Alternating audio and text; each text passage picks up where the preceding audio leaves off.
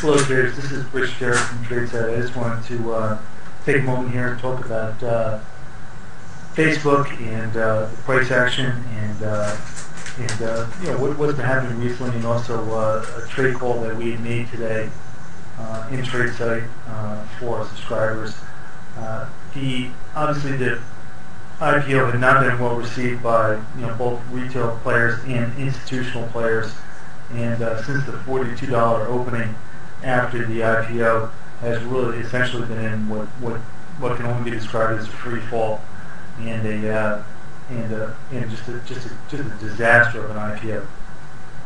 We've been monitoring this very closely, and unfortunately, since you can't short IPOs, we really weren't able to play this on the short side, as this thing was breaking considerably lower here throughout the first few days of trading.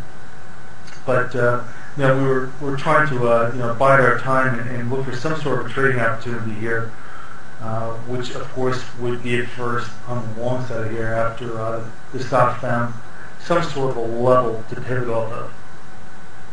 We talked about the absolute Fibonacci retracements, which is using the Fibonacci sequence as a multiplier, and in this case it gave us a pretty strong support level for Facebook, right around the $27 level. It was actually $26.96 using the opening print, which was a very, very large print, the opening auction after the IPO, as the level to calculate the Fibonacci, absolute Fibonacci retracements. So we kind of came to this $27 area where we're looking to find some support for Facebook, and of course we weren't fading on the way down, looking for that to hold, but rather we were monitoring the stock, looking for that level to be the first one to really come into play that would really support the stock and give some kind of a potential reversal opportunity here to play on the long side.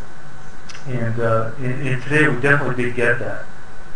Let me just take a moment here and switch from the daily chart, which we're looking at now, to a shorter term chart.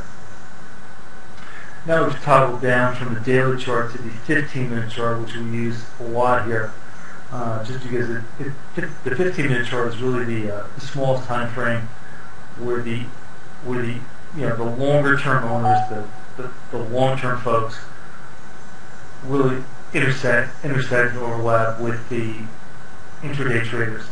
So you can see the strong downward bias that we've had overall in the Facebook shares. Very, very strong trend to the downside. But you can also see that at the same time we've kind of driven down into this $27 area that we've calculated for support as our first area of interest for the Facebook. So what we want to do is we'll slide forward here a little bit and show you how the rest of the day here played out. Here's a look at the same 15-minute Facebook chart. Same downtrend chart is in play here, and the $27 area, in our estimation, is very, very key here. But what we did was we found a long opportunity here, which was over this midday high here, which is right in this area here on Facebook.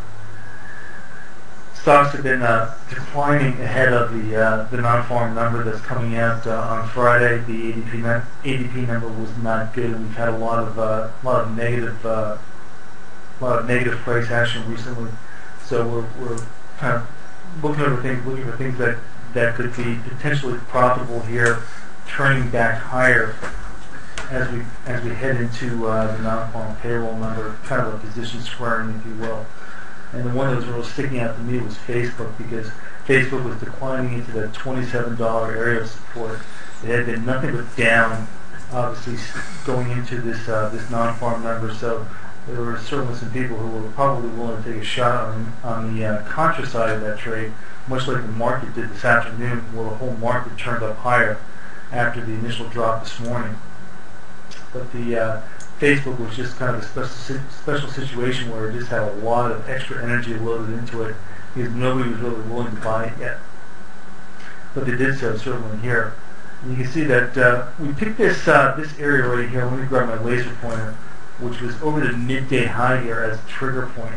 So in the messenger, we told subscribers to take a long in Facebook over 2738, which was this midday high right in here.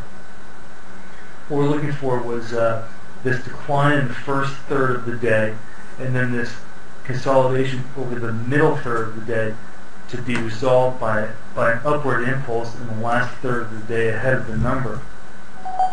So we certainly got that, and it was actually pretty explosive to the upside. And not only was it explosive to the upside, but it was actually a good deal of range cover, and it actually posted an outside day up, meaning that we undercut the previous day's low and also settled above the previous day's high. And here's a look at the 5-minute chart, which is one time frame smaller than the 15-minute chart that we're just looking at. And you can see this consolidation here was really well defined, very tight, right around this $27 area. I'm drawing a couple lines here on the chart. We did break above that trigger 27.38, which was the lunchtime high water mark, and then the rally up into the close was very linear. And the other thing that we liked was that as the stock went higher, if you follow my laser pointer here at the bottom, as the stock went higher, the volume was growing, and of course the last couple of bars here were very large, and really the largest couple of bars of the last few days. One thing that we're always on guard for here at Tradesight is that when you have a first day up scenario where stock's been declining, when you get a first day up, or first day up off the bottom, it can be very profitable because that's the scenario where it's a high probability to close at or near the high. And this is unlike most typical environment when you're mid-range.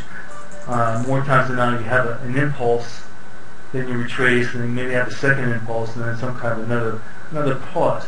But when you get that initial turn off the top or off the bottom, as the case here on Facebook, where you're turning off the bottom up to the positive side, that's when you can get that close that's at or near the high, and they can be very profitable because you're motivated to stay long with some of your trade all the way into the close.